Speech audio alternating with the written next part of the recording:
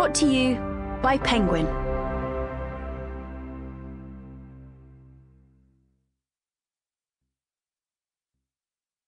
I'm Only in It for the Parking by Lost Voice Guy, aka Lee Ridley. Read by the author. Chapter 1. UK Adult Male Graham. A lot of water had to pass under the Tyne Bridge before I could go from being a Geordie kid with a disabled parking badge to seeing how much I could get away with taking the piss out of Simon Cowell on national TV without spoiling my chances of winning Britain's Got Talent.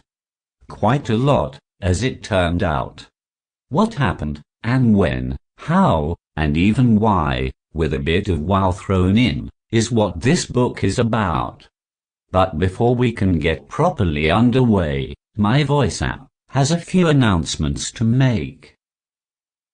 I've lived in Newcastle all my life, but for some reason I still haven't picked up the accent. In fact, if you're struggling to place my distinctive mode of address, that's because it's from PC World. People often wonder why I chose to use such a posh voice for my talker. Let's be honest, it wouldn't be out of place reading the shipping forecast on Radio 4. The fact is that I simply didn't have much choice in the matter. The option I selected is called UK Adult Male Graham, and it's one of the few voices available to me. Some of my other options are a British female voice, which I use on Tuesday nights when I like to put on something silky. A little boy's voice. This is just creepy. A little girl's voice.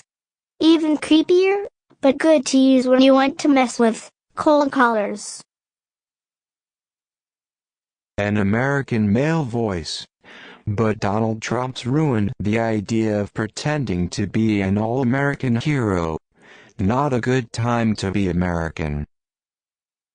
An Arabic female voice. I'm dying to use this one, but I'm not sure if it would be racist.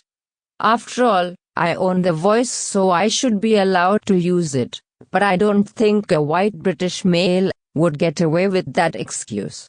I'm pretty sure I'd be called out for cultural appropriation, but a part of me still thinks, why the hell not? An Australian male voice. For when I finally get the part on Neighbours that I'd wanted since I was a kid. An old man's voice.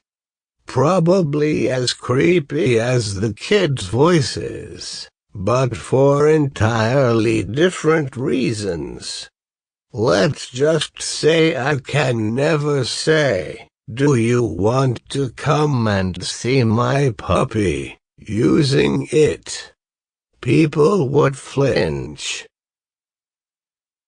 A happy man's voice. For when Newcastle win a match. A sad man's voice. For when Newcastle lose a match. This one is used much more regularly. A hip-hop male adult voice, which, as a white man who can't jump, I could never pull off. Yoda's voice. Yes, that's right. I can, if I choose, sound like Yoda from Star Wars. For fun, I do sometimes so choose. Queen Elizabeth II's voice. I can also inexplicably sound like the Queen. This is just weird. I'm not quite sure why the last two options exist. Before I had the choice, I'd certainly never felt the need to sound like either Yoda or the Queen.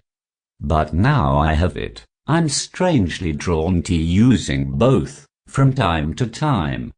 I suspect you would, too, if you could. But, as far as adult male voices go... Sample complete. Ready to continue?